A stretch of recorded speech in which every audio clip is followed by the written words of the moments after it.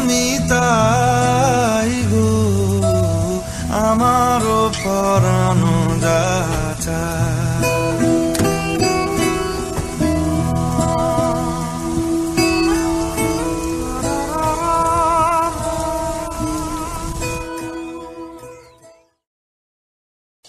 Jungkook Jungkook ধরো আমায়। PUC কই তুমি? খোঁজো, ভালো করে খোঁজো, খুঁজলে ঠিক পেয়ে যাবে। দেখো এরকম করো না লক্ষ্মীটি, সন্ধ্যা হয়ে যাচ্ছে, এবার বাড়ি ফিরে যেতে হবে, না হলে তোমার বাবা জানতে পারলে আমাদের আর আস্ত রাখবেন না। প্লিজ লক্ষ্মীটি এরকম করো না, বেরিয়ে এসো। আমাকে বাবার ভয় দেখাচ্ছ? কোনো লাভ নেই, বাবা শহরে গেছে, আর মা তো কিছুই বলবে না।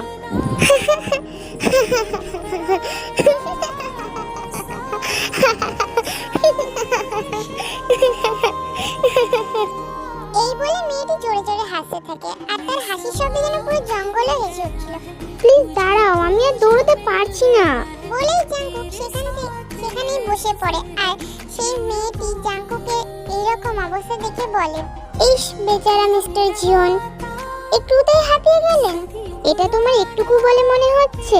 গত 2 ঘন্টা ধরে একভাবে দৌড় করিয়ে যাচ্ছ আমাকে। ইস বেচারা, দাঁড়াও আমি আসছি। মেয়েটি জঙ্গল থেকে বেরিয়ে এসে জাঙ্কুকের পাশে গিয়ে বসে আর বলে, তাহলে মিস্টার জিওন স্বীকার করছেন তো আপনি আমার থেকে বেশি দুর্বল? মোটেও না। মোটেও হ্যাঁ? না। হ্যাঁ না। তারা এইভাবে কিছুক্ষণ বসে বসে ঝগড়া করতে থাকে, আর পরে জাঙ্কুক বলে, আচ্ছা বাবা, তুমি শক্তিশালী আর আমি দুর্বল, এবার চলবে? হ্যাঁ চলবে, মানে দৌড়বে। আচ্ছা চলো এবার যাওয়া যাক, আর কিছুক্ষণের মধ্যেই সন্ধ্যা হয়ে যাবে। চলো। তারা দুজনে সেখান থেকে উঠে চলে যায়। তারা এইভাবে একে অপরের সাথে গল্প করতে করতে আর অন্ধকারে রাস্তা ভুল করে কখন যে অন্য পথে চলে এসে তারা নিজেও বুঝতে পারে না। এমন সময় তাদেরকে পেছন থেকে একজন ডেকে বলে। পিছন থেকে ডেকে তাদেরকে কি বললো সেটা আমরা এবার নেক্সট পার্টে জানতে পারবো।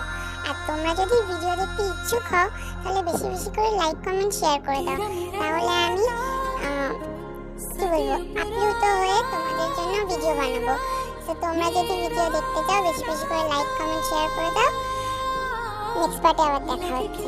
Bye bye cuties.